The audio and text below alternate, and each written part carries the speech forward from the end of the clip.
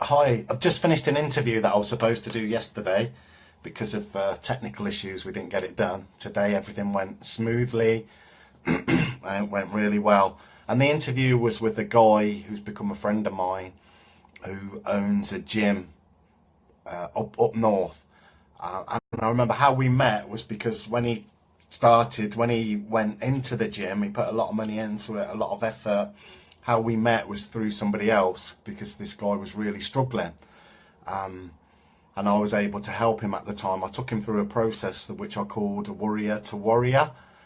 It was a course that I'd written a long time ago, and I actually went up and did a talk at his gym to about 40 members, and they loved it. And they were all saying to me afterwards, "You need to get some T-shirts done with Warrior on the back." And my friend Glenn Smith's always telling me to get T-shirts done as well, so I'm going to look at that. But basically, this guy is flying now. You know, his gyms are doing really well. He's actually franchising them all around the country. And he wanted me to give a talk to his members about the process that we went through that really helped him.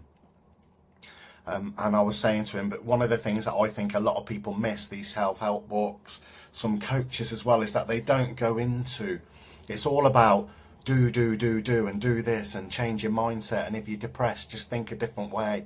If you're anxious, just think this.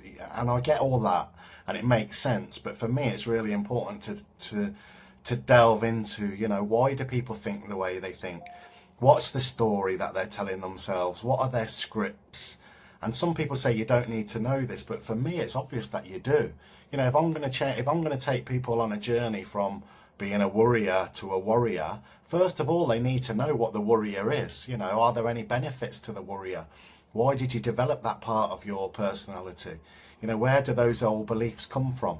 You know, this guy at the time was suffering with, you know, I'm not good enough, I'm a failure, I'm weak, all of those old tapes that we all play. And I've said this loads of times in these films, when you go to do anything new, you open a gym, you start a new venture, you ask anyone that's ever opened a gym, and I know a few people, some really good friends of mine, and ask them what they went through. You know, and they'll tell you all of these self-doubts and all of these thoughts would have been around. It's a natural process which wobbles people, and quite often it's the bit when these thoughts kick in, that's the bit where people give up. The difference between the guys who have made it, you know, some of my friends that have got gyms, this guy I was talking to today, the difference is they stick with it and they go through this process, and it's really uncomfortable, and sometimes you'll see these people on their knees, but they keep going. You know, they keep going, and they maybe sometimes they get a bit of help, like the guy asked me for help, and I can help him through this process from being a worrier to a warrior. But it's really important that we understand the worrier bit of our personality. You know, don't overlook it, because it won't go away. You know, those old beliefs and those old thoughts and those old scripts and those stories that we've told ourselves or other people have told us since we were little kids, they're really powerful and we need to understand them. You know, if somebody comes to the gym and wants to learn the real combat system that I teach, you know, with me, one of the things that I show them, for example, is footwork. Our movement comes from boxing, because to me, I think boxers are the best movers. Their stance, you know, posture, the way they move is brilliant. So I'll teach people that. Sometimes I'll get people that have learnt other art, so I'm having to almost retrain them. But I'll explain why. You know, I'll explain why we do those movements, why it's important to keep your balance and your posture and things like that. But it's the same when you're working with people. It's important to explain, you understand why they think the way they do, and how we can move them forward.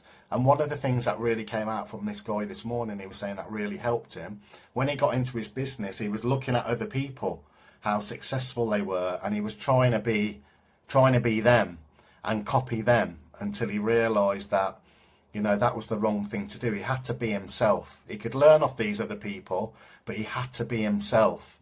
And that was when we developed the warrior bit of his personality. And we started to look at, well, actually, what's he going to bring to the table that's different to these other people? It's really important that you're authentic. For me, that's massively important.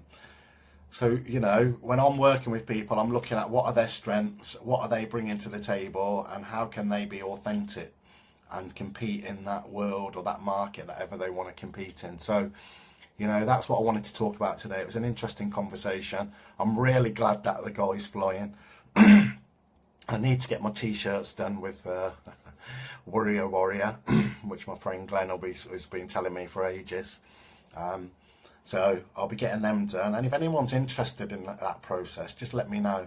You know, I'll take people through it. Okay, thank you. Speak to you soon. Take care. Bye.